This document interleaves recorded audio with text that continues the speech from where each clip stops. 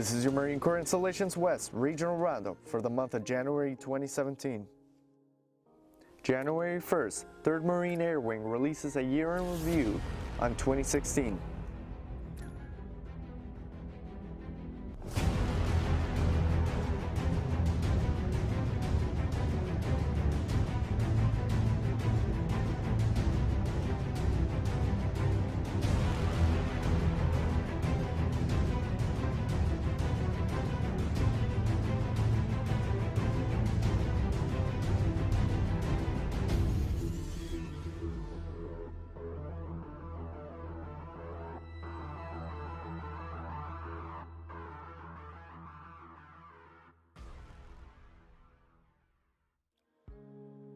January 6th, Camp Pendleton Public Affairs releases a 75th anniversary video on the historical beginnings of the base. Marine Corps Base Camp Pendleton, a place that has played a pivotal role in American history.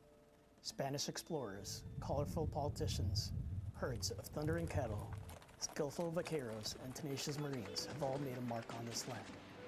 As the saying goes, the more you sweat in peace, the less you bleed in war. It is a place where Marines are trained. It is a place where battles are won.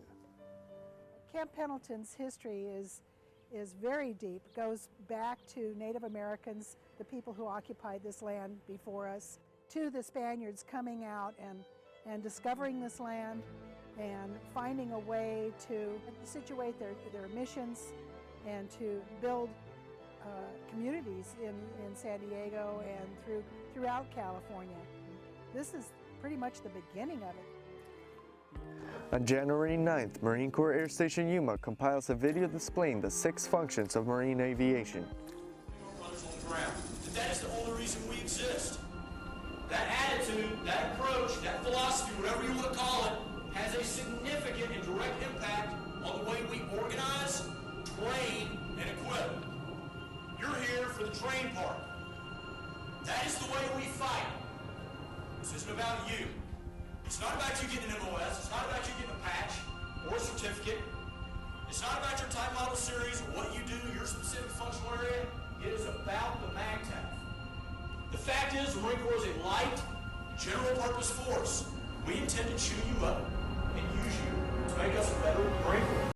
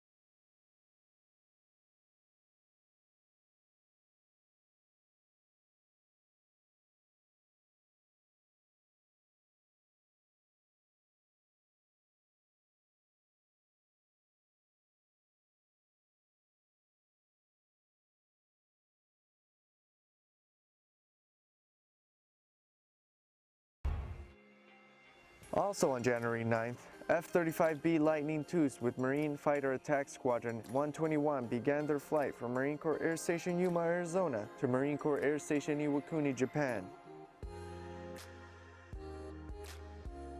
So it's the first time that any fifth generation unit, fighter unit, has moved and been permanently based overseas, specifically in Japan.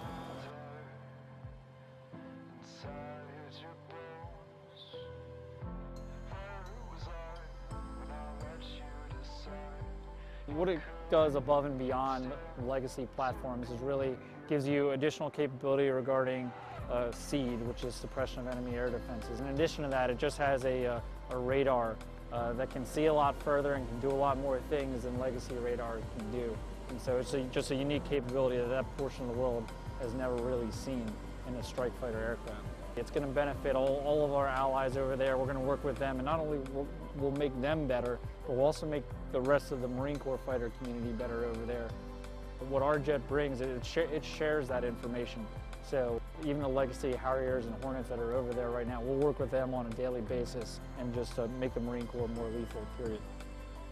As Marines, we're all about being forward-based, having a forward presence, and really there's nothing better than being out there on the leading edges in Asia, right there in Japan with our allies to be ready to do whatever we're called upon to do. January 14th, Camp Pendleton Combat Camera takes a look at the historical march of 9th Marine Regiment and the 1st Battalion, 12th Marine Regiment from Camp Elliott to the newly established Marine Corps Base Camp Pendleton in September 1942.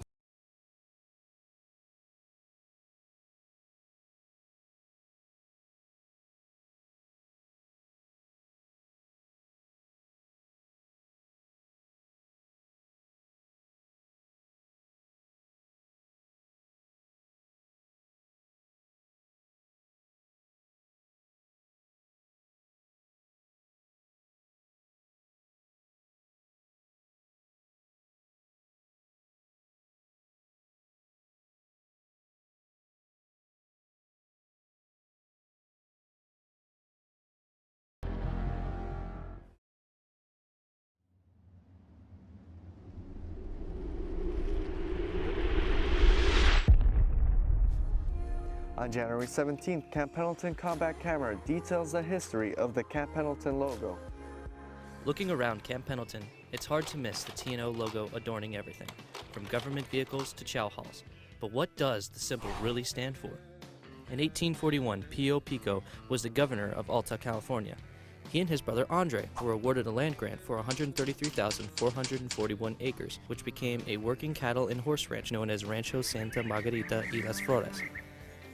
It is customary in the cattle industry for ranchers to brand their livestock with a unique symbol for easy identification, as their herd grazed vast areas of land and could not always be supervised. There are many local legends depicting how exactly the flying T and hanging O became the brand for the rancho. Some say Pio Pico modified a neighboring ranch's brand to claim its cattle as his own. For the next century, the rancho changed hands many times but retained the same brand for its cattle. In 1942, the United States Marine Corps purchased the land and everything on it for $4,239,062. Although the rancho would be repurposed as a training base, the Corps vowed to maintain visible ties to the past. They received permission to use the T&O as their base logo, and as they say, the rest is history. January 19th, Marine Corps Air Station Yuma covers the F-35B Lightning at Marine Aviation Weapons and Tactics Squadron 1.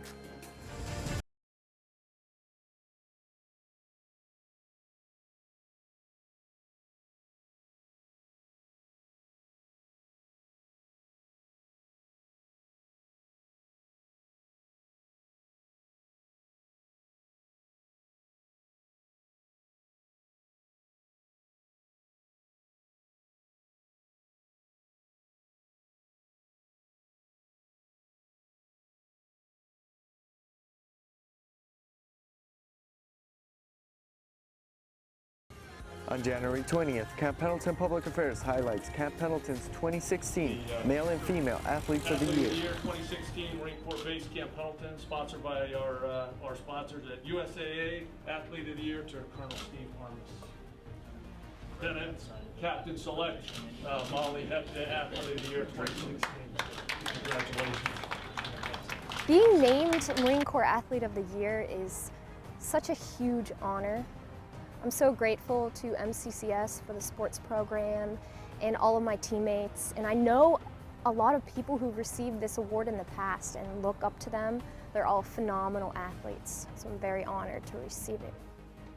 It feels absolutely awesome. You know, there's a lot of people this could have gone to. Obviously, there's a lot of great Marines out there, a lot of great athletes. So for me to get this honor truly is. January 20th, Camp Pendleton flooding creates traffic issues as roads get closed off, but on January 24th, the roads are reopened.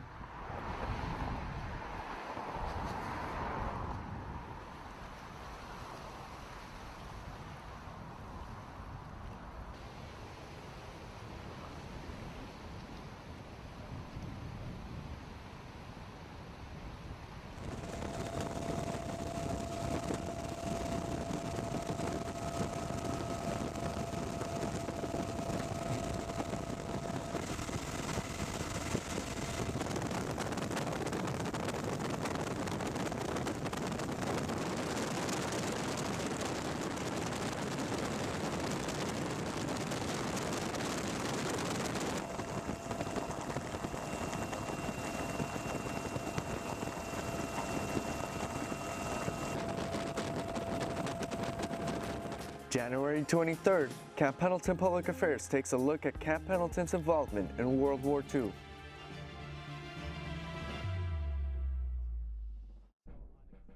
Marine, from the English adjective marine, meaning of the sea, from Latin marinus, itself of the sea. The United States Marine Corps was America's amphibious spearhead for World War II. Its mission was to assault and capture enemy-held islands in the Pacific campaigns. The Marine Corps pioneered the tactics and techniques of one of the most challenging forms of warfare, amphibious assault. The 6 Marine divisions that served in the war fought, bled, and died in some of the toughest battles in the long, brutal history of warfare. During the war, the Navy Marine Corps team projected force across vast ocean expanses during the island-hopping campaigns. But no matter how large the fleet, victory was only assured by the Marines on the ground.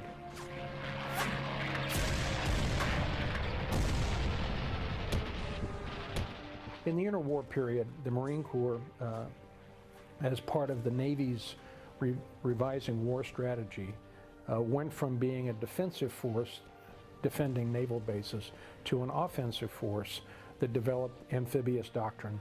What Camp Pendleton did in World War II was provide the real estate for basic training of the units after recruit training, and then forming the supporting units like artillery, motor transport, amphibian tractors. All of that was done here as well. So when the war began, the Marines were the amphibious experts of the U.S. forces. But the first offensive action was by the 1st Marine Division at Guadalcanal in 1942. On January 24th, Marine Corps Air Station Miramar releases a public service announcement on the importance of trust and respecting diversity in the Marine Corps. The Marine Corps is more than an elite organization. Its success was built on the strength of the individual character. Marines have succeeded on the battlefield because of the unique trust that is formed within the team. Without this trust, the individual and the team will fail. Every level of leadership at MCAS Miramar must foster an environment of trust and cohesion. It is important for us to remember that everyone in our diverse organization has something important to contribute to the fight, no matter who they are, where they came from, their color, religion, or their sexuality. Because in the Marine Corps we only have one priority: to win the fight. And on January 24th, Camp Pendleton Public Affairs covers the Volunteer Income Tax Assistance Center aboard Camp Pendleton. The VITA Center is a Volunteer Income Tax Assistance Center, and it's essentially a center that provides free federal and state income tax assistance and preparation for all active duty service members, their families, and retirees. It's the only place on Marine Corps Base Camp Pendleton and in Oceanside that provides 100% free tax service to these groups. We think it's important for Marines to utilize VITA because our services are 100% free to all Marines, and thereby ensuring that Marines and their families can save more money and can get more money back in their pocket at tax time. A lot of times Marines will go out and pay a third party to do their taxes, and while doing so, they'll pay hundreds of dollars in tax preparation fees. Here at VITA, we never charge a fee for anything we do, regardless of how simple or how complex the return is.